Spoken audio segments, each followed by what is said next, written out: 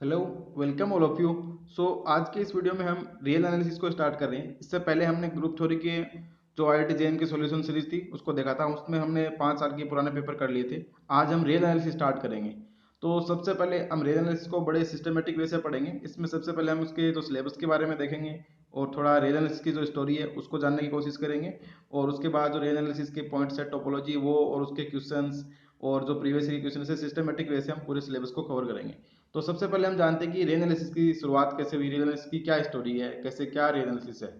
सबसे पहले real analysis is the branch of mathematics in which we studies the analysis of real number system के जो जितने भी फंक्शंस होते हैं रियल नंबर के, सीक्वेंस, सीरीज। बेसिकली क्या होता है कि सेट थ्योरी से ये जनरेट सेट थ्योरी से स्टार्ट होते हैं उन सब का हम मतलब स्टडी करते हैं इसमें कि मेनली ये रियल नंबर पे ही बेस्ड, जैसे कि नाम से स्पष्ट है रियल एनालिसिस। तो सब कुछ रियल रियल नंबर का ही होगा। रियल नंबर के फंक्शन होंगे, रियल वैल्यू जो सीक्वेंस होंगी वही सीरीज होंगी ऐसा। और हम जब आईआईटी जेएम के सिलेबस की बात करेंगे तो इसमें सिर्फ हम रियल लाइन आर पे ही रहेंगे, R2 पे भी नहीं जाएंगे और ना ही कॉम्प्लेक्स प्लेन में जाएंगे, सिर्फ आर पे ही बात करेंगे। तो ऐसा माना जाता है कि जो 17th सेंचुरी थी उस टाइम पे मैथमेटिकल एनालिसिस का डेवलपमेंट स्टार्ट हो गया था। पर जैसा कि हम जानते हैं कि मैथ्स तो बहुत पहले से ही है। जैसे 3rd सेंचुरी में से बताया जाता है कि जो सर्कल है उसका फॉर्मूला या फिर सर्कल्स के बारे में हम पढ़ना स्टार्ट करिए 3rd सेंचुरी में। और ऐसा माना गया है कि 5th सेंचुरी में जो स्पेयर का वॉल्यूम है वो हम फाइंड आउट कर सकते थे। तो हम मैथमेटिकल एनालिसिस को देखा जाए तो उसकी बात हम करते हैं कि वो 17th सेंचुरी में आई थी। पर उससे पहले भी गणित थी ऐसा नहीं बोल सकते, ऐसा माना जाता है। और यहाँ तक ऐसा भी लिखा गया है कि जो ग्रेट इंडियन मैथमेटिशियन जो थे भास्कराचार्य, उन्होंने जो 12th सेंचुरी थी उसमें उन्होंने जो डेरिवेटिव का फॉर्मूला भी दे दिया था, जो कि हम आज रोल थ्योरी में जो पढ़ते हैं, रोल थ्योरम पढ़ते हैं उसमें यूज करते हैं। तो ऐसा नहीं है कि पहले मतलब मैथ्स नहीं, तो बल्कि अब से ज़्यादा अच्छी डेवलप मैथ्स थी पहले। और जब 17th सेंचुरी में ऐसा माना गया और 18th सेंचुरी में जब ऑयलर थे उन्होंने सबसे पहले मैथमेटिकल फंक्शन का ऐसे नोटेशन दिया था कि मैथमेटिकल फंक्शन होता है, उन्होंने बताया था 18वीं सेंचुरी में। और जब उसके बाद ऐसे रियल एनालिसिस अलग से हम तब पढ़ने लगे जब बर्नार्ड बोलजानो ने ऐसे अलग से जो कंटिन्यूटी की डेफिनेशन दी थी 1816 में, कि मॉडर्न कंटिन्यूटी की डेफिनेशन बताई। तो उस टाइम से ऐसा हुआ कि रियल एनालिसिस को अलग से ब्रांच बना दिया गया और रियल एनालिसिस को हम लोग अलग से पढ़ने लग गए। और 1821 में कोसी ने कैलकुलस के बारे में बताया उन्होंने। और जो सबसे मेन पॉइंट ये है कि जो कार्ल्स वाइस्ट्राइस थे, जैसे हम पढ़ते हैं ना बोल्जानो वाइस्ट्राइस थ्योरम, उसी प्रकार से जैसे जो मैथमेटिशियन थे कार्ल्स वाइस्ट्राइस, उनको जो मॉडर्न एनालिसिस है उनका फादर कहा जाता है, modern father of modern analysis. उन्होंने ही जो एप्सिलॉन डेल्टा हम लिमिट के फंक्शन पढ़ते हैं तो उन्होंने उनके बारे में बताया था कि एप्सिलॉन डेल्टा फंक्शन कैसे हम लिमिट निकालते हैं, कैसे एप्सिलॉन डेल्टा का यूज करते हैं। ये सब कार्ल्स वाइस्ट्राइस ने बताया था, जो कि एक जर्मन के मैथमेटिशियन थे। और उनको ऐसा माना जाता है कि वो ग्रेट मैथमेटिक्स टीचर थे ऑल टाइम, आज के भी और उस टाइम के भी, मतलब सबसे ग्रेट मैथमेटिशियन बोले जा सकते हैं कार्ल वाइस्ट्राइस। और जो 19th सेंचुरी आई धीरे धीरे, तो उस टाइम पे रीमान ने अपनी थ्योरी ऑफ रीमान इंटीग्रेशन का इन्वेंशन किया था। और फिर उसके बाद हम देखें तो जो लिबेक थे उन्होंने मेजर थ्योरी पे लिबेक मेजर का सॉल्यूशन दिया था। और जो फॉर्मलाइज एक्जियोमेट्रिक अर्लियर 20th सेंचुरी में सेट थ्योरी आ गई थी। और फिर हिल्बर्ट थे, उन्होंने हिल्बर्ट स्पेस दिया था तो इंटीग्रल इक्वेशन को सोल्व करने के लिए। और जब 1920 में ऐसे बना के अलजेब्रा गया और उन्होंने फंक्शन एनालिसिस को बताया। तो ये तो थोड़ी ऐसे हमने देखे कि रियल एनालिसिस कैसे। तो रियल एनालिसिस का मेन ये है कि कार्ल वाइस्ट्रास और जो बोलजानो बर्नार्ड बोलजानो है उन्होंने 1821 में से कंटिन्यूटी को अलग से डिफाइन किया। उस टाइम से हम रियल एनालिसिस पढ़ रहे हैं। तो अपने इस सिलेबस में रियल एनालिसिस का क्या मतलब रोल है। तो हम पहले तो देखेंगे कि आईआईटी जेएम के सिलेबस में कौन सी रियल एनालिसिस है और कैसे रियल एनालिसिस है, और फिर उसके हिसाब से हम पॉइंट सेट टोपोलॉजी से स्टार्ट करेंगे। मेनली जो है ये सेट थ्योरी पे डिपेंड है। तो जो आईआईटी जेएम 2021 का जो सिलेबस है उसमें ऐसे कि sequence and series of real number, convergence sequence, monotonic sequence, ये सब सीक्वेंस ऑफ रियल नंबर, ये सिलेबस इसके अंदर है। Function of one variable, function of two variable, integral calculus, differential equation, Bernoulli equation, ये सब इसका सिलेबस है। और मेनली हम ये देखेंगे,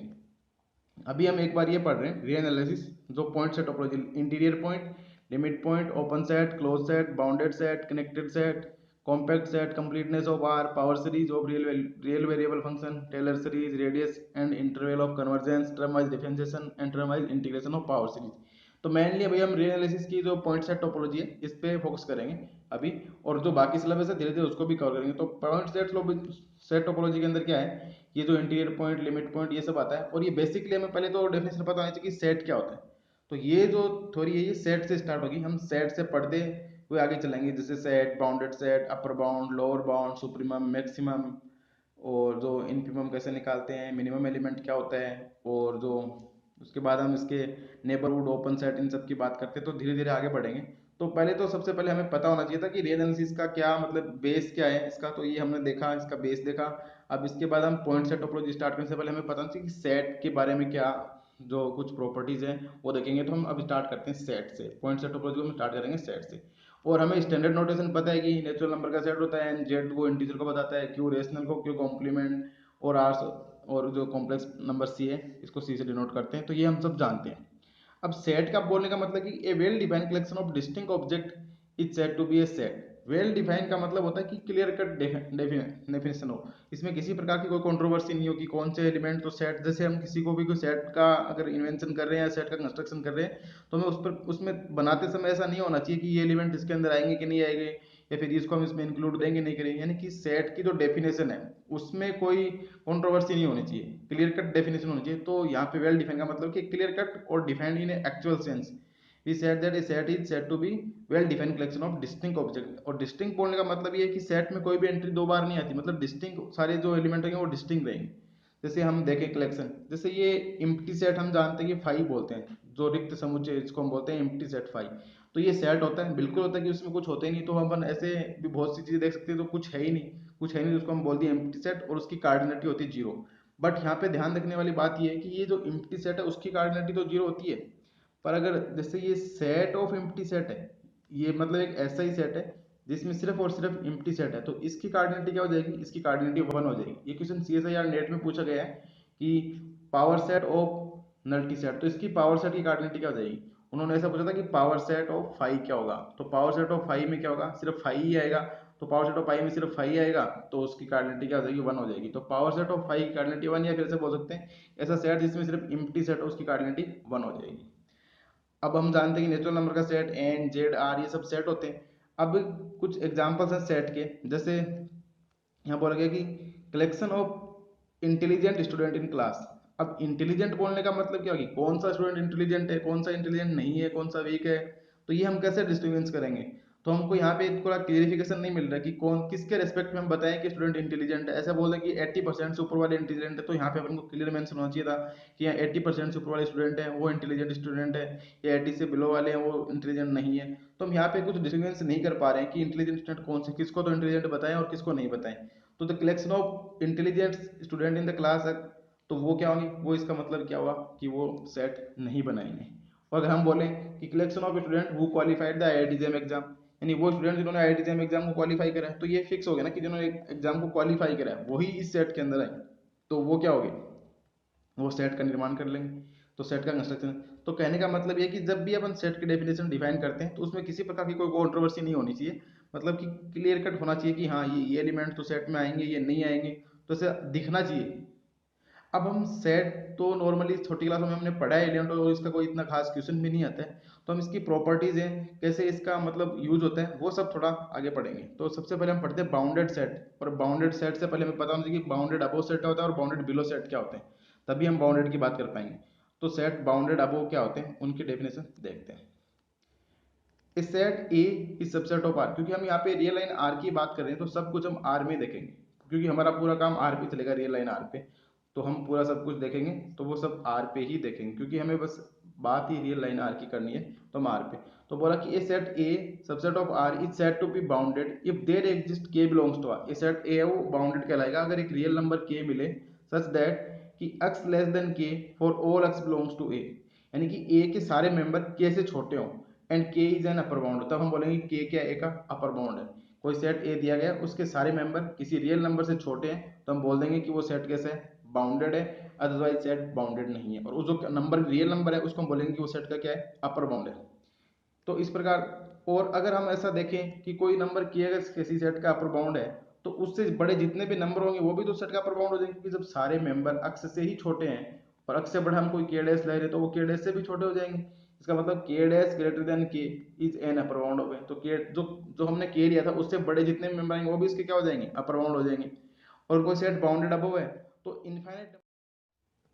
तो हमने देखा कि अगर कोई के डैश है वो के से बड़ा है, तो हम देख रहे हैं कि जब सारे मेंबर के से ही छोटे हैं, जब सारे member x less than equals to K है for all x belongs to A, तो जब के से सारे छोटे हो जाएंगे तो हम कोई के डैश लेंगे तो उससे भी सारे छोटे हो जाएंगे, जबकि के डैश क्या है, के से बड़ा है। तो हम देख सकते हैं कि जो कोई के मिला उससे बड़ा के डैश मिला, कोई के डबल डैश मिल जाएगा, ऐसे मिलते जाएंगे डॉट डॉट डॉट इनफाइनाइट। तो हम बोल सकते हैं कि कोई सेट अगर बाउंडेड है तो उसके infinite number of upper bound हमको मिल जाएंगे। अगर कोई सेट बाउंडेड नहीं है तो हमें कोई भी अपर बाउंड नहीं मिले, क्योंकि कोई सेट बाउंडेड नहीं, इसका मतलब ये हुआ कि उसके सारे एलिमेंट किसी रियल नंबर से छोटे नहीं है, यानी हम इसको डिस्टिंग्विश कर नहीं पा रहे कि किससे छोटे होंगे किससे बड़े होंगे, तो इसका मतलब उसका कोई अपर बाउंड एग्जिस्ट नहीं करेगा। अगर कोई सेट अगर बाउंडेड अबव है, अगर कोई सेट बाउंडेड अबव है तो उसका कोई भी upper bound, largest upper bound नहीं हो सकता। यानी कोई सेट बाउंडेड अबव है तो उसका मतलब कोई नंबर के एग्जिस्ट करेगा,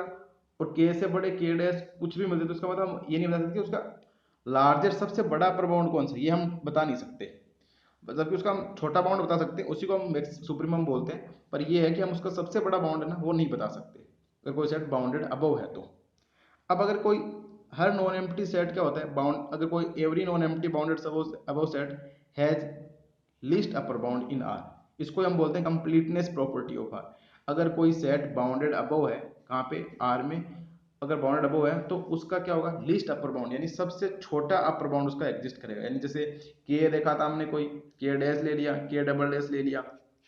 ये सारे क्या है सेट के अगर अपर बाउंड है तो इनमें से कोई एक लिस्ट होगा, ऐसा हम बता सकते हैं। कोई सेट बाउंडेड अबव है तो उसमें एक लिस्ट अपर बाउंड जरूर होगा, इसको हम बोलते हैं कंप्लीटनेस प्रॉपर्टी ऑफ आर। अब आगे अगर इसके सेट एग्जांपल देखें, जैसे अब एग्जांपल हम यहाँ पे 5-10 एग्जांपल करें, उसके बाद आपको आइडिया लगेगा कि कैसे हम ये बता पा रहे हैं कि कोई सेट बाउंडेड अबव है, बाउंडेड बिलो है या बाउंडेड है। तो एग्जांपल से सब चीजें क्लियर हो जाएंगी। जैसे हम इम्प्टी सेट फाइल है तो इम्प्टी सेट में पता कुछ आता ही नहीं है, कुछ आता ही नहीं है तो वो बाउंडेड हो जाएगा, क्योंकि सारे नंबर ही क्या है इससे मतलब सब कुछ ही फाइव में कुछ है नहीं तो वो नंबर से छोटा हो जाएगा। इसका मतलब इसका अपर बाउंड क्या हो गया। अब यहाँ पे इसका अपर बाउंड आर हम इसलिए बोल रहे हैं कि हमको कोई नंबर पता ही नहीं है कि कोई किससे छोटा है किससे, क्योंकि फाइव में तो कुछ होता ही नहीं है, तो इसलिए मतलब इसका अपर बाउंड हमने आर बोल दिया।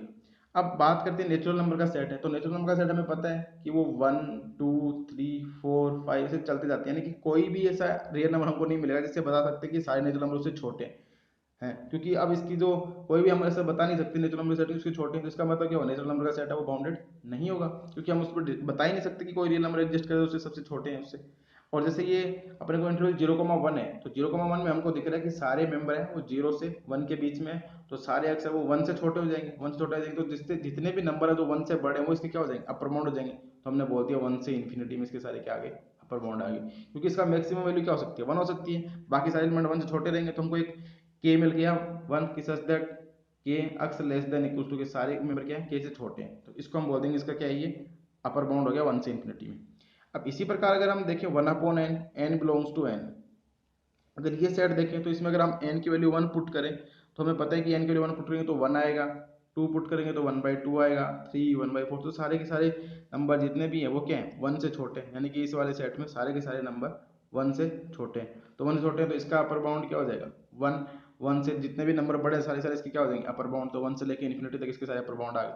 और आगे वाला एग्जाम्पल है जैसे 1/50n+1, 1/50n+1, जैसे n की वैल्यू 1 पुट करेंगे तो 1/51, n की वैल्यू 2 पुट करेंगे तो 1/52, यानी कि कम होते जा रहे हैं सब कुछ, धीरे धीरे धीरे कम होते हैं। तो जितने भी सारे नंबर है तो 1/51 से तो सबके सब क्या है छोटे ही, जब 1/51 से सब छोटे हैं तो 1/51 से जितने भी ज्यादा बड़े नंबर आएंगे वो भी क्या हो जाएंगे इसके अपर बाउंड, तो 1/51 से लेकर इन्फिनिटी तक सारे इसके क्या आ गए अपर बाउंड आ गए। अब अगर हमको एग्जाम्पल दें जैसे 1/x है और x की वैल्यू क्या है r-0, यानी कि x की वैल्यू जीरो नहीं है, सिर्फ r स्टार से, जिसको हम r स्टार से डिनोट करते हैं कि नॉन जीरो रियल नंबर। जब x की वैल्यू r स्टार है तो इसका मतलब जब 1/x रखेंगे तो जब x इन्फिनिटी की ओर जाएगा तो इसकी वैल्यू जीरो की ओर जाएगी, जब x माइनस इन्फिनिटी की ओर जाएगा तब इसकी वैल्यू जीरो की ओर जाएगी। तो यानी कि ये जो गिवन सेट है इसकी वैल्यू एक्चुअल में क्या हो जाएगी माइनस इन्फिनिटी से जीरो, यानी ये 1/x बोलने का मतलब है -1/इन्फिनिटी से जीरो यूनियन जीरो से इन्फिनिटी। तो यहाँ पे भी हम देख रहे हैं कि पूरा रियल लाइन आ रही वापस आ रही है सिर्फ जीरो को छोड़ के, तो जब जीरो को छोड़ के पूरी रियल लाइन आर को देखेंगे तो हम बता ही नहीं सकते ना कि कौन सा नंबर किससे छोटा है किससे बड़ा है, जब तक हमको कुछ दिया नहीं हो। तो हम यहाँ पे कोई एक नंबर नहीं ढूंढ पा रहे कि सारे नंबरों से छोटे हैं, तो इस प्रकार से वाला सेट भी क्या होगा बाउंडेड अबाउंड नहीं होगा। अब आगे 1/x² x belongs to R star zero से इन्फिनिटी, इसमें भी हम डिस्टर्बेंस नहीं कर सकते कि कौन सा नंबर किससे, यहाँ पे भी अपन को कोई के नहीं मिलेगा सच दैट कि x लेस देन के बता सकते कि सारे नंबर से छोटे हैं, तो ये इसका मतलब ये सेट भी बाउंडेड अबाउंड नहीं है। 1/x⁻2n+1 x belongs to R star, अब यही वापस से जब पॉजिटिव होगा तब तो क्या आ जाएगा जीरो से इन्फिनिटी आ जाएगा, और जब नेगेटिव होगा तो माइनस इन्फिनिटी से जीरो आ जाएगा। तो इसका मतलब वापस से आर स्टार आ गया, तो इसका भी कोई बाउंडेड सेट नहीं होगा, ये भी नहीं होगा। अब आगे वाले एग्जाम्पल में बोला गया 1/x-1 x belongs to are, यानी 1/x-1 है और x नॉट इक्वल्स टू 1, यानी कि जीरो नहीं है, बाकी सारे रियल नंबर आएंगे, तो ये भी आर स्टार आएगा। और आर स्टार हमें पता है कि बाउंडेड अबव नहीं होता, क्योंकि हमको कोई ऐसा के मिल ही नहीं रहा है जिससे हम बता सकेंगे सारे नंबर उस के से छोटे हैं, तो इसका मतलब ये सेट भी क्या हुआ, बाउंडेड नहीं होगा। तो हमने कुछ सेट देखे जो बाउंडेड है, कुछ देखे जो बाउंडेड नहीं है। आगे जैसे साइन एक्स का देखें,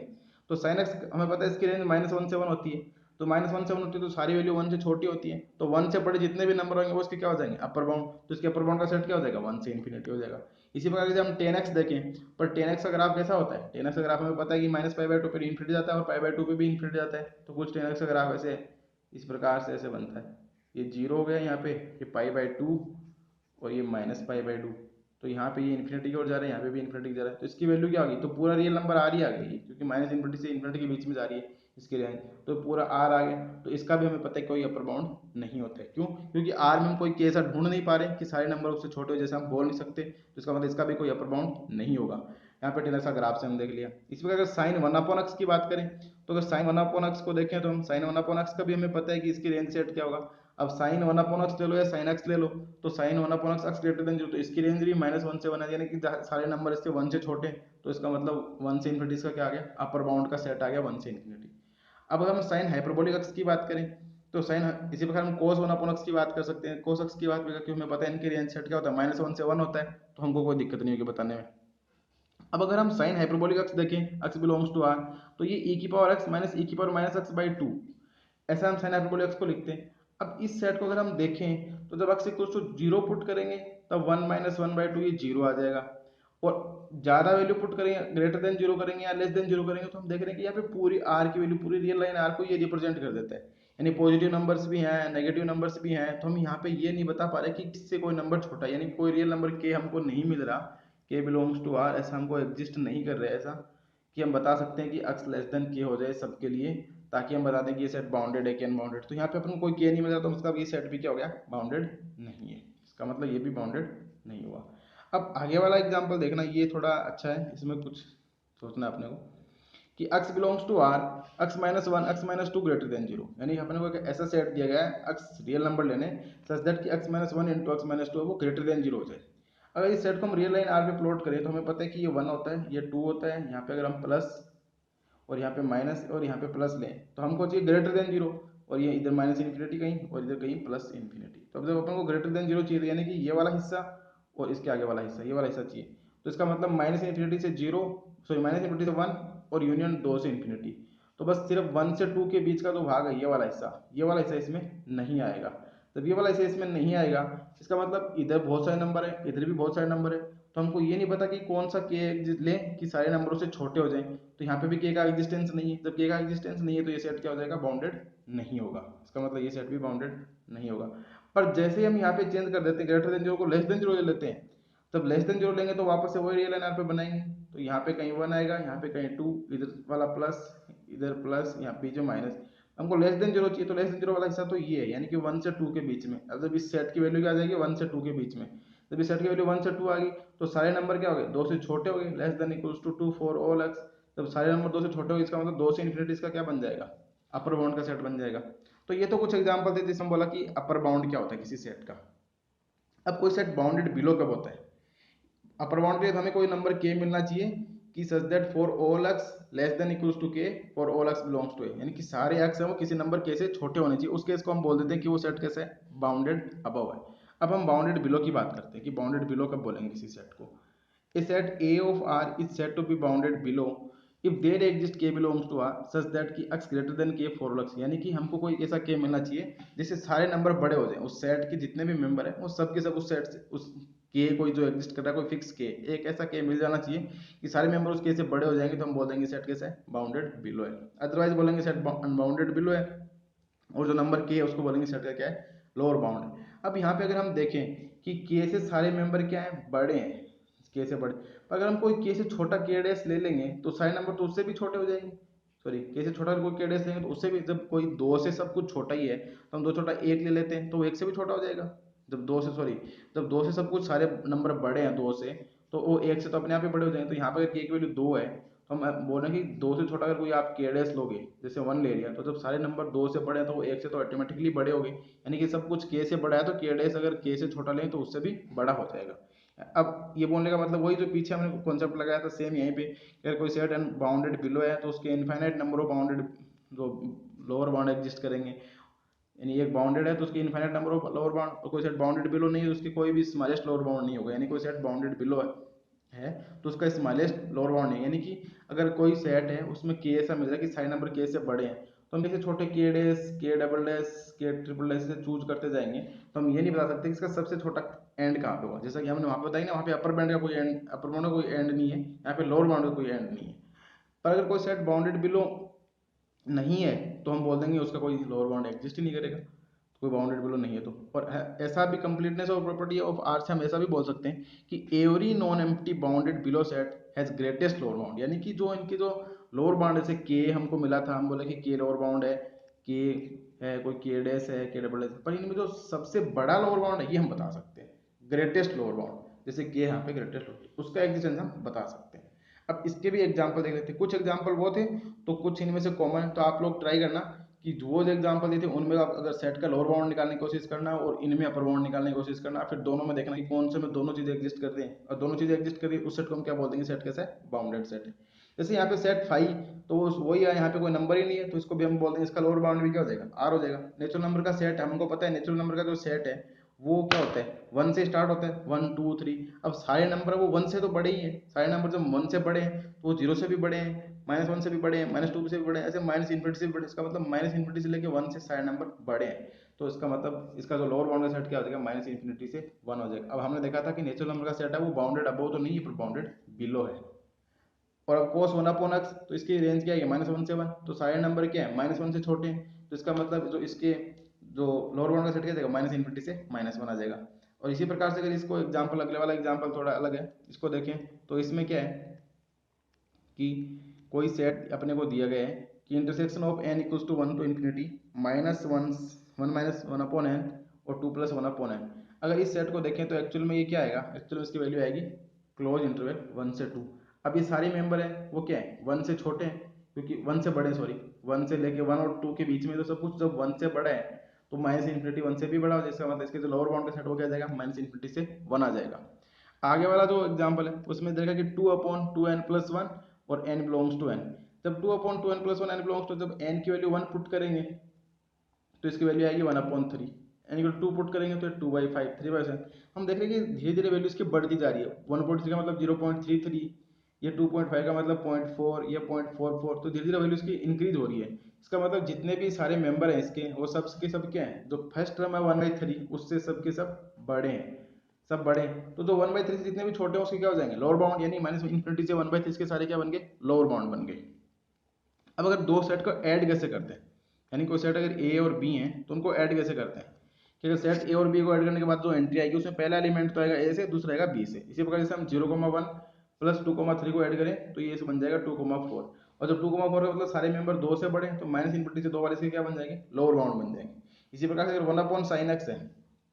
अब हमको पता है कि sin x की वैल्यू ग्रेटर देन मैक्सिमम क्या हो सकती है, 1 हो सकती है, तो इस सेट की इसकी वैल्यू मैक्सिमम 1 हो सकती है, तो ये जो 1/sin x की वैल्यू क्या हो जाएगी, मिनिमम हो जाएगी। जब sin x मैक्सिमम होगा तो 1/sin x क्या होगा, मिनिमम, तो इस सेट की मिनिमम वैल्यू क्या हो सकती है, 1, बाकी तो 1 से बड़ी है क्योंकि sin x क्या होगा, लेस देन इक्वल्स टू 1, और जब यहाँ नीचे हम less than equals to 1 put करेंगे तो ये क्या हो जाएगा, ग्रेटर देन इक्वल्स टू 1, 1/, तो ये 1/1 से इन्फिनिटी जाएगा, तो 1 से इन्फिनिटी तो सारी वैल्यू क्या हो जाएगी,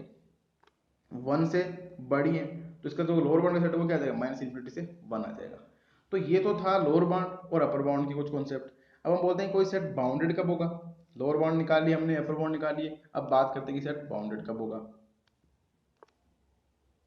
A set A of R is said to be bounded if it is bounded above as well as bounded below, यानी कि सेट बाउंडेड above भी होना चाहिए, बाउंडेड बिलो भी होना चाहिए, उस सेट को हम बोलेंगे सेट कैसा है, बाउंडेड। अब यहाँ पे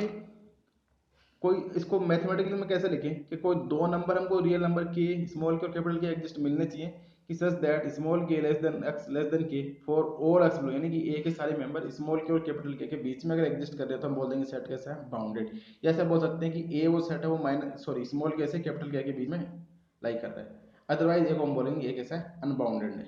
अब यहाँ पे कुछ प्रॉपर्टी और इसका थोड़ा देखें कि every subset of bounded set, अब हमको पता है कि कोई सेट अगर ए बाउंडेड है तो उसके उसके जैसे ए बाउंडेड है और बी ऐसा सेट है कि वो बी ए के अंदर कंटेन है, जब ए के मेंबर है वो स्मॉल के से कैपिटल के बीच में एग्जिस्ट कर रहे हैं तो बी के तो अपने आप ही कर देंगे क्योंकि बी के सारे मेंबर किसमें ए में। इसका मतलब every bounded subset of bounded set is also bounded, तो इसका मतलब बाउंडेड सेट का सबसेट होगा वो भी क्या होगा, बाउंडेड होगा। तो अब कुछ एग्जांपल देखते हैं जो बाउंडेड सेट के हैं कि नहीं। जैसे फाइव हमें पता है नेचुरल नंबर का सेट, हमने देखा कि नेचुरल नंबर का सेट है वो बाउंडेड अबव नहीं है पर बाउंडेड बिलो है, इसका मतलब ये बाउंडेड नहीं होगा। अब one upon n belongs to n, ये देखें तब ये सेट क्या था, ये one, one by two, one by three ऐसे चलता जा रहा है। इसका मतलब इसकी वैल्यू कहाँ से कहाँ आ रही है, ये वन, ये जीरो और वन के बीच में जा रहा है, यानी कि कोई हमको ये जीरो वन के बीच में है तो जीरो वन के बीच का मतलब इसका बाउंड भी एग्जिस्ट कर रहा है, अपर बाउंड भी है और लोअर बाउंड भी। अपर बाउंड तो सारी वैल्यू क्या हो जाएंगी इसकी जीरो से बड़ी है। यहाँ पे अगर देखा जाए तो पहली टर्म वन आ रही है वन बाई टू, तो सब कुछ क्या है जीरो से बड़ा है, तो इसका लोअर बाउंड तो zero, zero minus one infinity से लेके जीरो तक आ जाएगा। और अपर बाउंड का सेट क्या आएगा, जैसे अपर बाउंड का सेट क्या आएगा, इसके one two sorry one one आया, फिर one by two, one by three, सब कुछ क्या है वन से छोटा है। जब वन से छोटा है इसका अपर बाउंड सेट क्या हो गया वन, तो अपर बाउंड का सेट वन, वन से मतलब इसका अपर बाउंड तो क्या आ गया वन आ गया और लोअर बाउंड जीरो आ गया, इसका मतलब ये सेट क्या हो जाएगा, बाउंडेड हो जाएगा। तो ये वाला सेट कैसा है, बाउंडेड है। जीरो का वन हमको दिख रहा है कि इसमें जो लोअर बाउंड सब कुछ क्या है जीरो से बड़ा है, सारी नंबर है वो जीरो से बड़े, तो माइनस इन्फिनिटी से जीरो इसका क्या हो जाएगा लोअर बाउंड का सेट। और अपर बाउंड का सेट देखा जाए तो सब कुछ क्या है वन से छोटा है, सब कुछ वन से छोटा है तो इसका अपर बाउंड का सेट क्या आ जाएगा वन से इन्फिनिटी, जैसा कि इसमें वन से इन्फिनिटी आया था। तो जीरो से वन ये भी क्या है क्या बाउंड हो जाएगा, बाउंडेड सेट हो गया। अब इंटीजर का सेट देखें तो इसमें plus minus infinity, plus minus one, plus minus two, zero से चलता रहता है। तो यहाँ पे हम बता नहीं सकते कि कौन सा नंबर मतलब कैसे स्मॉल के और कैपिटल के एग्जिस्ट नहीं कर पा रहे यहाँ पे कि हम बता दें कि इससे तो सारे नंबर छोटे हैं और इससे सारे नंबर बड़े हैं, इसका मतलब जो सेट ऑफ इंटीजर्स है वो क्या ही है, बाउंडेड नहीं है। ये तो बात होगी सेट के bounded, bounded below, bounded above और अनबाउंडेड सेट की बात। अब हम इंटरवल किस चीज़ को बोलते हैं, क्योंकि इंटरवल का यूज करेंगे हम जब नेबरहुड की डेफिनेशन डिफाइन करेंगे तो हम बताएंगे सुप्रीमम और इन्फीमम, तो थोड़ा हमको इंटरवल की जरूरत पड़ेगी। इंटरवल बोलने का मतलब है A set A subset of R is set to be an interval for, अगर किसी सेट को हम इंटरवल कब बोलेंगे, कोई सेट ए इंटरवल कहलाएगा अगर ए और बी दो उसके मेंबर हैं, तो ए और बी के बीच में अगर जितने भी मेंबर है वो सारे के सारे क्या होने चाहिए, ए में होने चाहिए, तब हम बोलेंगे कि ए क्या है, इंटरवल है।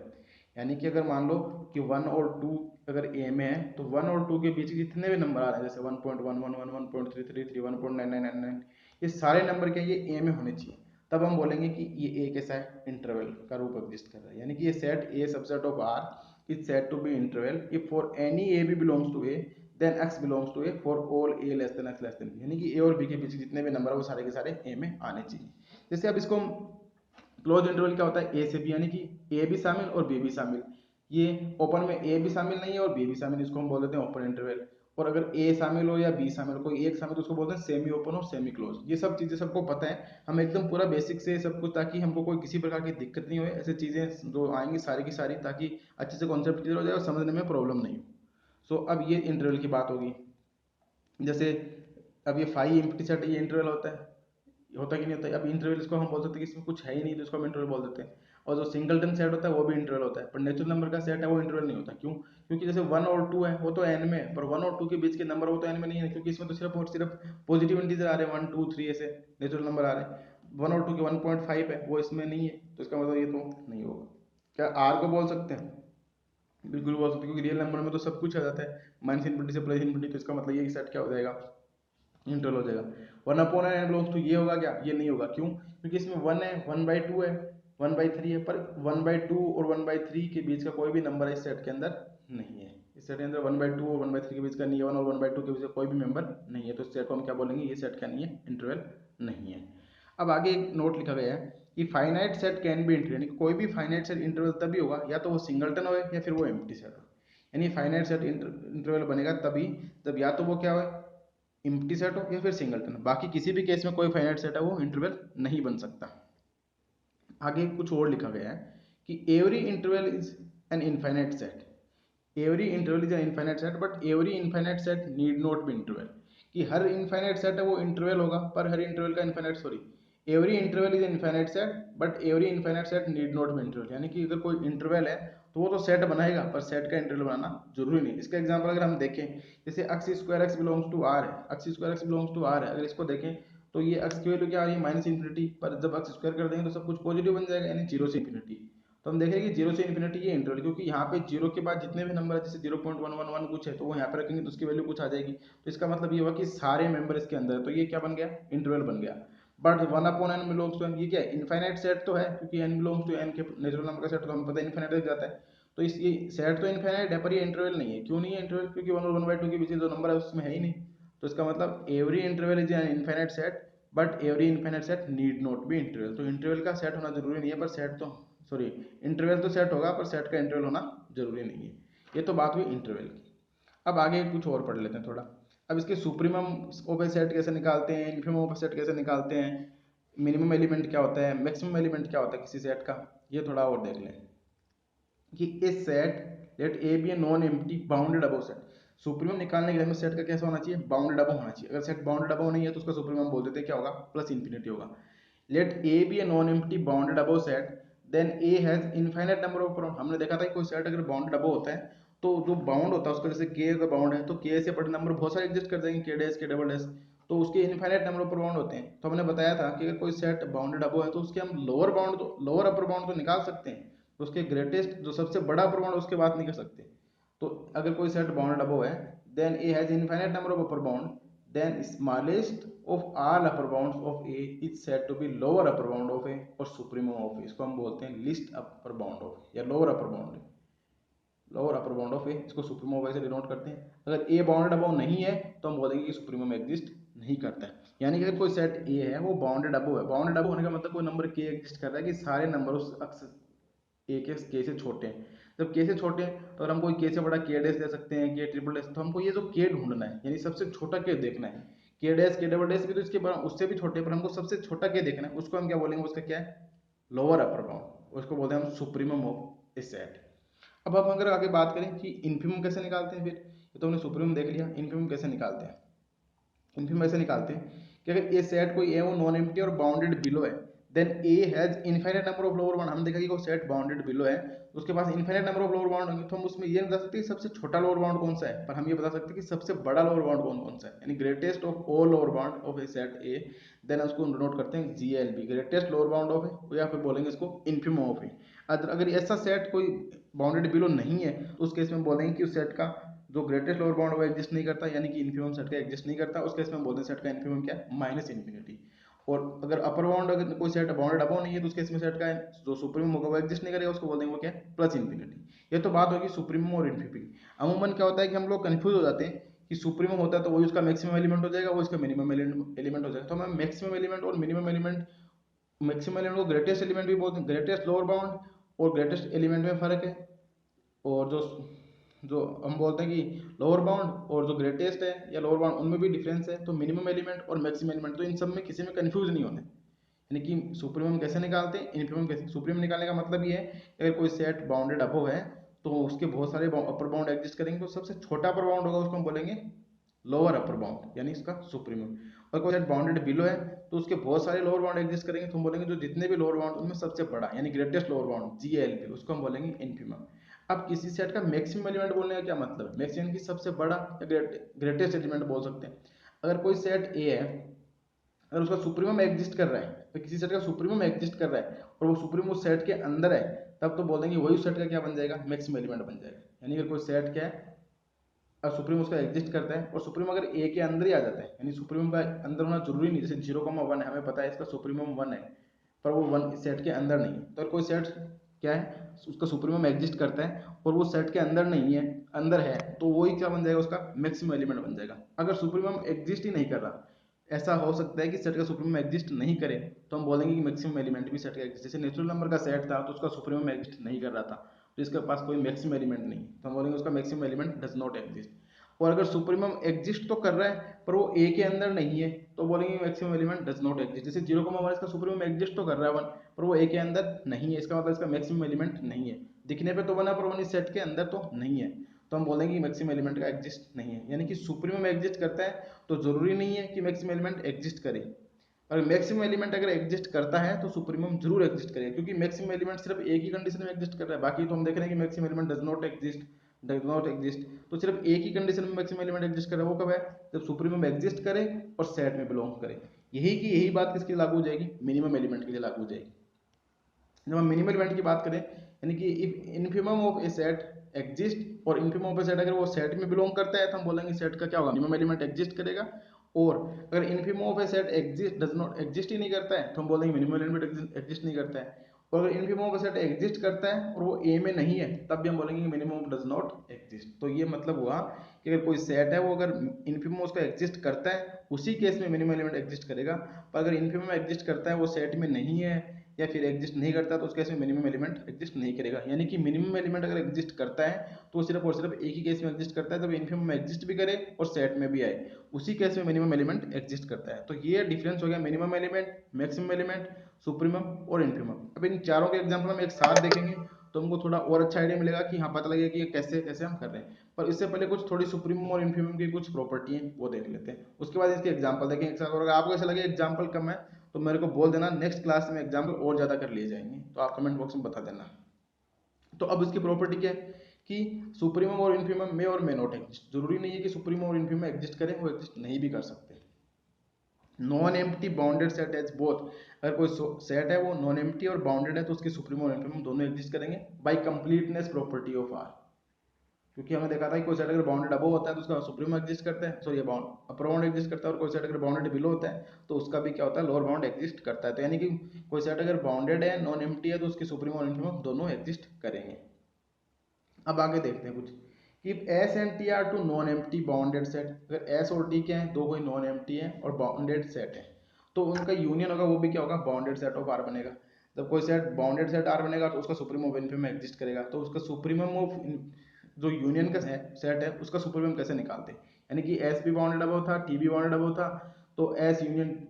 टी है वो भी बाउंडेड बनेगा, तो इसका सुप्रीम क्या हो जाएगा, maximum of supreme of S and supreme of T, यानी जो सुप्रीम ऑफ एस है और सुप्रीम ऑफ टी में जो सबसे बड़ा होगा वो क्या हो जाएगा, इसका सुप्रीमम हो जाएगा। अब आगे बोला है कि supremum of A set A exist then it may or may not belong to the set A and same for infimum, यानी कि सुप्रीमम किसी सेट का एग्जिस्ट करता है तो जरूरी नहीं है कि वो सेट में बिलोंग करे। जैसे 0,1 है तो इसका सुप्रीमम हमें पता है 1 है और 0,1 का इन्फिमम हमें पता है 0 है, पर ना तो 0 इस सेट के अंदर है और ना ही 1 के इसके अंदर है, तो सुप्रीमम ऑफ ए भी does not belongs to A और infimum of A does not belongs to A. यानी कि सुप्रीमम और इन्फिमम अगर एग्जिस्ट करते हैं तो जरूरी नहीं है कि वो सेट के अंदर बिलोंग करे।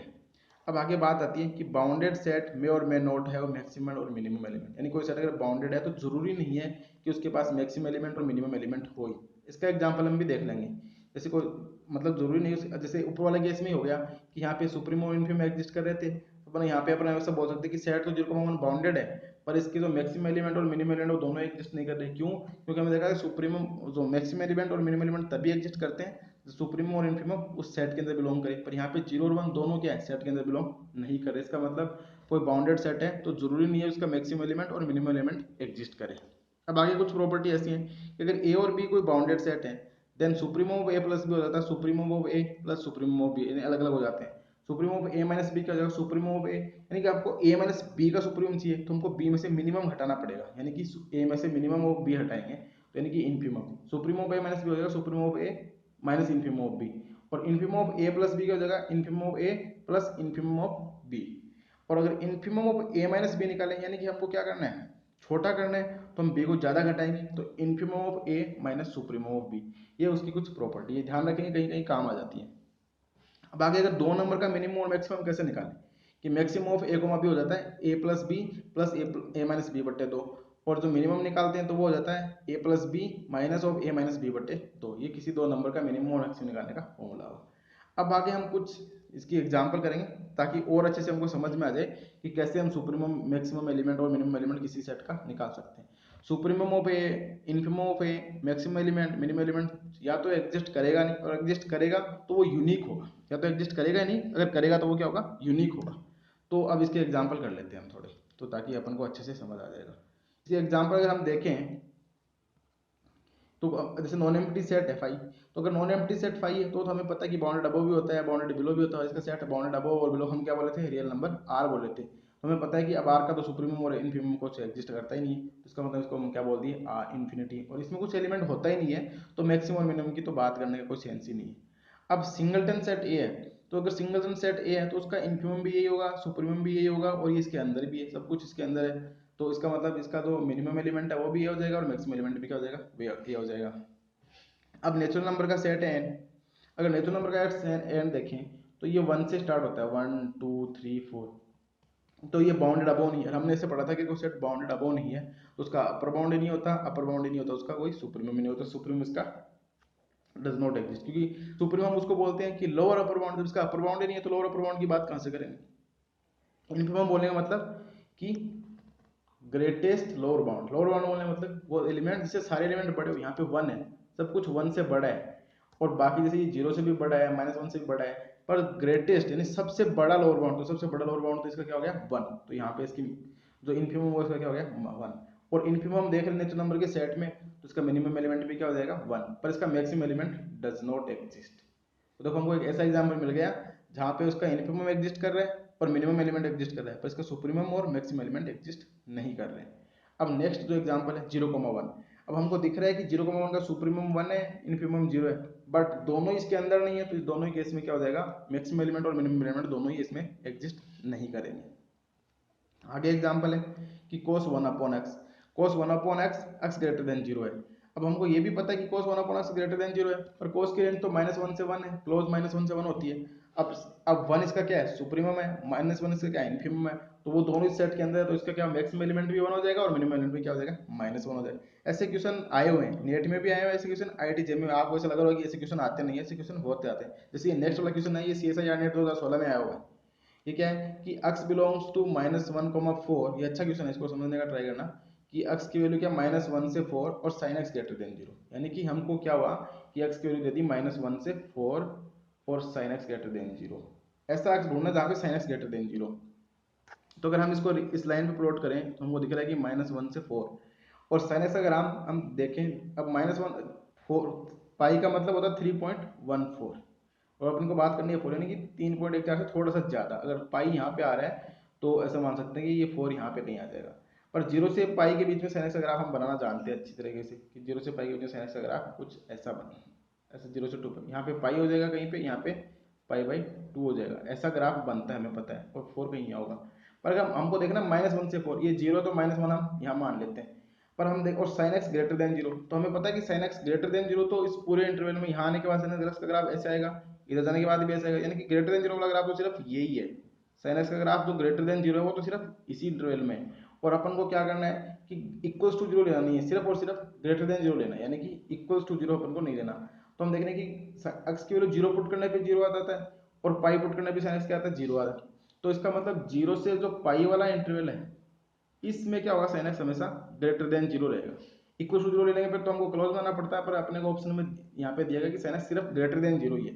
तो इस सेट का सुप्रीमम तो क्या हो जाएगा पाई, 0 से पाई के बीच में, और इन्फिमम क्या हो जाएगा 0 हो जाएगा, पर मिनिमम एलिमेंट और मैक्सिमम एलिमेंट दोनों एग्जिस्ट नहीं करेंगे। क्यों? क्योंकि सुप्रीमम और इन्फिमम इस सेट में बिलोंग नहीं करते, इसका मतलब ना तो मैक्सिमम एलिमेंट एग्जिस्ट करेगा ना मिनिमम एलिमेंट एग्जिस्ट करेगा। तो 2016 में CSIR नेट में ये क्वेश्चन पूछा गया था, तो ये अच्छा थोड़ा दिमाग लगाने वाला यहाँ तक कि मतलब देखना था कि हमको कहाँ से कि 0 पे एग्जिस्ट करेगा कि नहीं करेगा, 0 लेना है कि नहीं लेना, ये देखना। इस प्रकार के क्वेश्चन में हमको बस ये देखना है कि जो गिवन कंडीशन है वो हमको चूज करनी है या नहीं करनी है, ऐसा इसमें सोचना रहता है थोड़ा।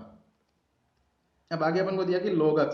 x ग्रेटर देन 0, हमें पता है कि log x की रेंज 0 से सॉरी r ही होती है, तो जब r होती है तो हमको पता है कि r की तो प्लस इन्फिनिट माइनस इन्फिनिट, ना तो बाउंडेड अबव है ना बाउंडेड बिलो है, तो इसका ना तो सुप्रीमम एग्जिस्ट करेगा ना इन्फिमम एग्जिस्ट करेगा, तो सुप्रीमम और इन्फिमम एग्जिस्ट नहीं कर रहे तो मिनिमम एलिमेंट और मैक्सिमम एलिमेंट तो एग्जिस्ट करने का कोई चांस ही नहीं है। अब आगे e की पावर n है और n belongs to natural number का सेट है, जैसे ही आप n इक्वल्स टू 1 पुट करेंगे तो e आएगा, e स्क्वायर आएगा,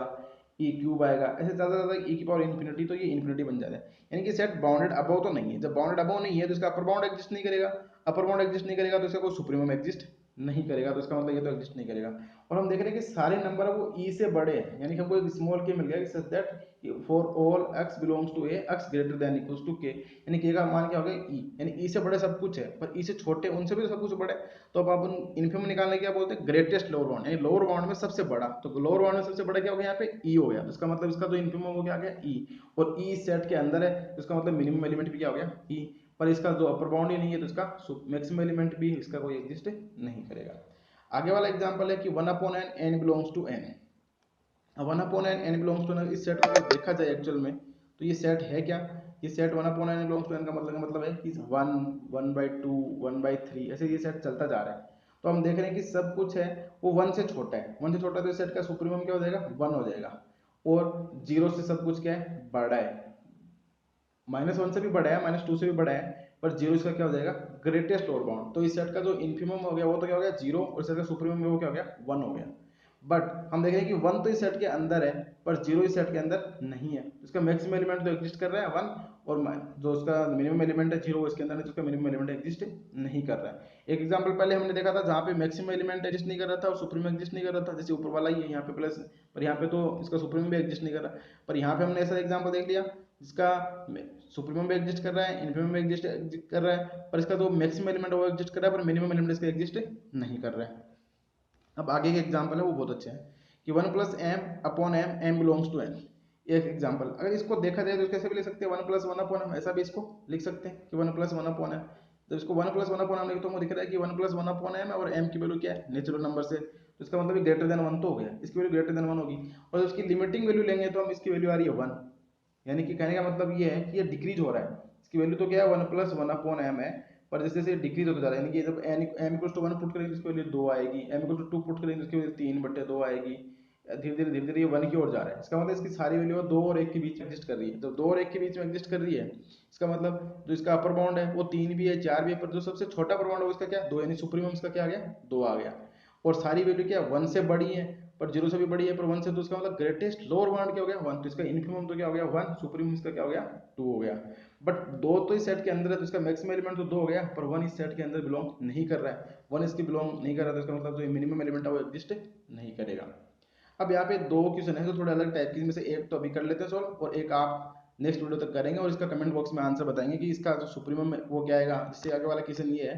ये सेम कॉन्सेप्ट पे है, तो मैं एक यहाँ पे सॉल्व कर देता हूँ कि x plus one upon x x greater than zero. हम जानते हैं कि किसी भी नंबर का रियल नंबर का जो अर्थमेटिक मीन होता है वो ज्योमेट्रिक मीन से अधिक होता है, और अर्थमेटिक मीन का मतलब होता है ए प्लस बी, दो नंबर तो ए प्लस बी बटे दो, और ज्योमेट्रिक मीन का मतलब होता है कि under root of a and into b. तो यहाँ पे x plus one upon x greater than zero है, तो इसका जो अर्थमेटिक मीन निकालेंगे वो क्या आएगा, x plus one upon x बटे दो greater than equal to x into one upon x, तो इसकी वैल्यू क्या आएगी वन। तो यानी कि x plus one upon x है, इसकी वैल्यू दो से बड़ी है, यानी कि ये बाउंडेड अबव नहीं, दो से बड़ी है, दो तीन चार कुछ भी आ सकती है। जब बाउंडेड अबव है तो नहीं है, तो इसका सुप्रीमम या अपर बाउंड एग्जिस्ट नहीं करेगा, तो वो तो क्या आ गया इन्फिनिटी। पर सारे नंबर दो से बड़े हैं, तो वन से भी बड़े हैं, जीरो से भी बड़े हैं, माइनस वन से, तो इसका मतलब जो लोअर बाउंड दो हो गया, पर दो क्या है इसका ग्रेटेस्ट लोअर बाउंड, तो इसका इन्फिमम क्या आ गया दो आ गया। जब अपर बाउंड एग्जिस्ट नहीं करा तो इसका क्या हो जाएगा, मैक्सिमम एलिमेंट भी एग्जिस्ट नहीं करेगा। और दो इसका क्या है इन्फिमम है, और इस सेट के अंदर है, क्योंकि x equals to one put करने पे इसकी वैल्यू क्या आ रही है दो आ रही, दो इसके अंदर है, तो दो इसके अंदर, तो इसका मिनिमम एलिमेंट क्या हो जाएगा दो। अब यही कॉन्सेप्ट है वो नेक्स्ट क्वेश्चन पे लगने वाला है कि सुप्रीमम इन्फिमम मिनिमम और मैक्सिमम एलिमेंट निकालने हैं सेट के टू की पावर एक्स प्लस टू की power one upon x, x greater than zero अपने को गिवन है। तो आप मुझे ये फाइंड आउट करके बताएंगे कि इस सेट का सुप्रीमम क्या आएगा, इन्फिमम क्या आएगा, मिनिमम एलिमेंट क्या आएगा और मैक्सिमम एलिमेंट क्या आएगा। नेक्स्ट वीडियो में इसका सॉल्यूशन हम देख लेंगे, आप कमेंट बॉक्स में इसके आंसर लिखना। तो आज हमने ये जो री एनालिसिस का इसका थोड़ा स्टार्टिंग किया था कि कैसे री एनालिसिस का इन्वेंशन हुआ था, किसे सेट थ्योरी में supremum infimum maximum minimum element,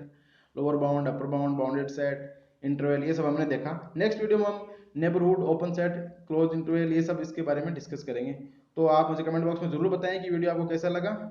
so thanks for watching and keep continue watching exponential mathematics. और इंस्ट्रूमेंटल म्यूजिक और मेडिटेशन के लिए आप हमारे नए चैनल को भी सब्सक्राइब कर सकते हैं, जिसका लिंक वीडियो में दिया गया है। So thank you and keep continue watching. Thank you.